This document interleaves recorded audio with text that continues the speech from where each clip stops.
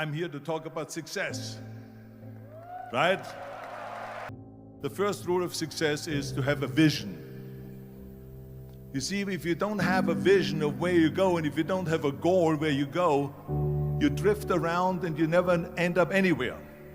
It's like you can have the best ship in the world, you can have the best airplane in the world. If the pilot or the captain doesn't know where to go, it would just drift around. It would not end up anywhere, or most likely in the wrong place. So I was very fortunate that I stumbled onto my vision. I mean, as you know, I was born in 1947 in Austria after the Second World War. And I didn't really like Austria when I grew up. I couldn't wait to get out of there. I couldn't see myself becoming a farmer or a worker in a factory or anything like that, even though my parents wanted me to stay there and have a normal life. My father wanted me to become a police officer like he was.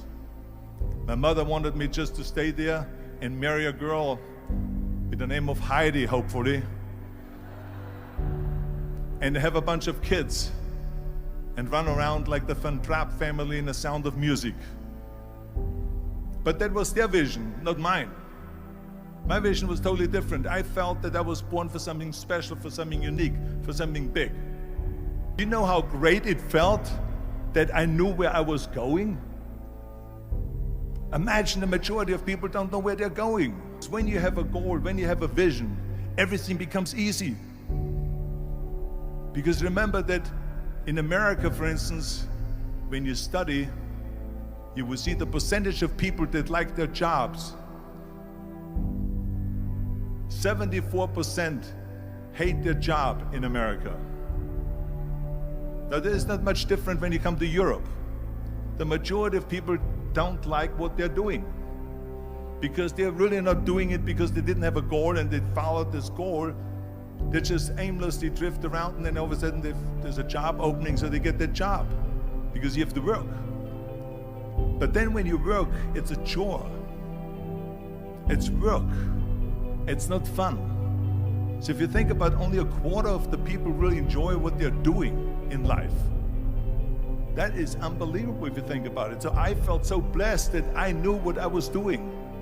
It's like a medical student that studies and knows he wants to become a doctor. You know where to go. So I knew where to go. So people always ask me, when they saw me in the gym in the pumping iron days, they say, why is it that you're working out so hard? 5 hours a day, 6 hours a day, and you have always a smile on your face. The others are working out just as hard as you do, and they look sour in the face. Why is that? And I told people all the time, I said, because to me, I'm shooting for a goal. In front of me is the Mr. Universe title. So every rep that I do gets me closer to accomplishing that goal, to make this goal, this vision turn into reality. Every single set that I do, every repetition, every weight that I lift will get me a step closer to turn this goal into reality. So I couldn't wait to do another 500-pound squat. I couldn't wait to do another 500-pound bench press. I couldn't wait to do another 2,000 reps of sit-ups. I couldn't wait for the next exercise, for the next half hour of posing and all the kind of things that you have to do to be a champion. And with the age of 20,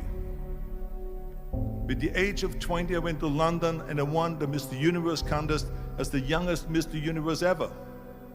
And it was because I had a goal. So let me tell you something, visualizing a goal and going after it makes it fun. You got to have a purpose no matter what you do in life. You got to have a purpose. So that's rule number one, have a vision. Rule number two is, don't listen to the naysayers. Don't listen to the naysayers.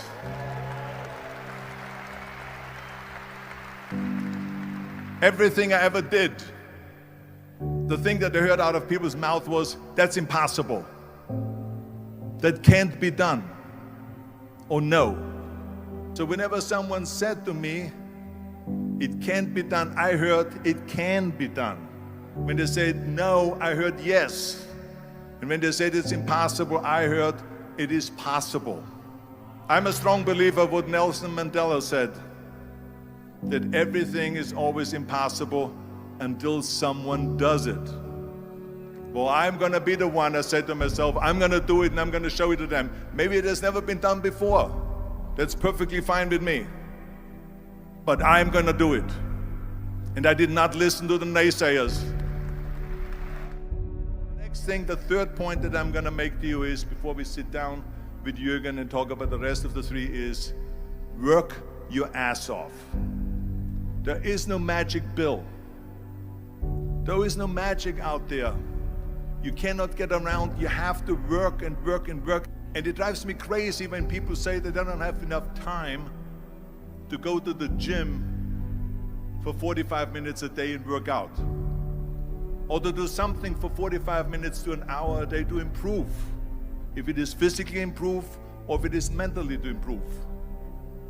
Imagine you read 1 hour a day about history. How much you will learn after 365 hours in 1 year. Think about if you study about the history of musicians, of composers, how much you would know.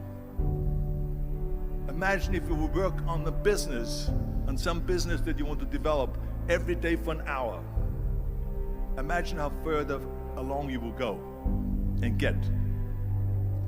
So it drives me nuts because when people say we don't have the time, we have 24 hours a day. We sleep 6 hours a day, so that gives you still 18 hours. So there's someone shaking their head out here in front. They say probably, I don't sleep 6 hours, I sleep 8 hours, right? Or just sleep faster.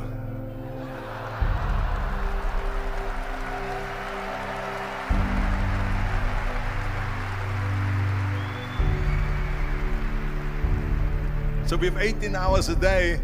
The average person works around 8 to 10 hours.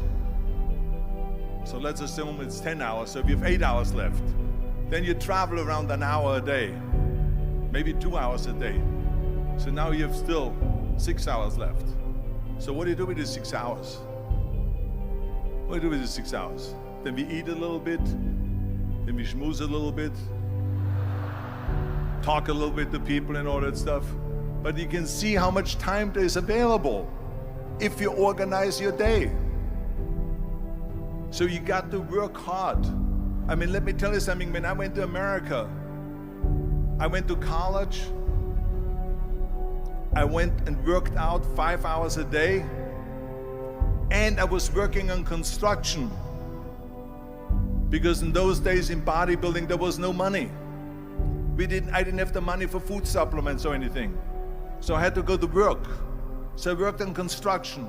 I went to college. I worked out in the gym, and at night from 8 o'clock at night to 12 midnight, I went to acting class 4 times a week. So I did all of that. There was not one single minute that I wasted. I became very friendly with Muhammad Ali in the 70s.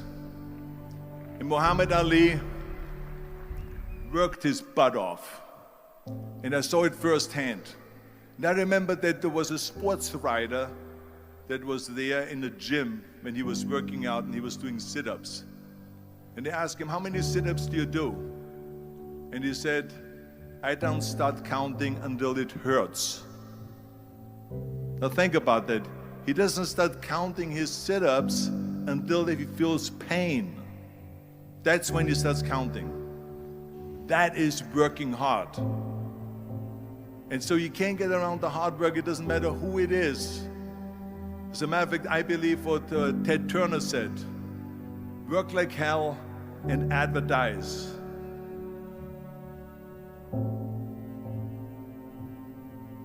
You get it? Work like hell, go to bed, and early to rise, work like hell and advertise. So you work your ass off, and then you let the world know about your work. That's what it is all about.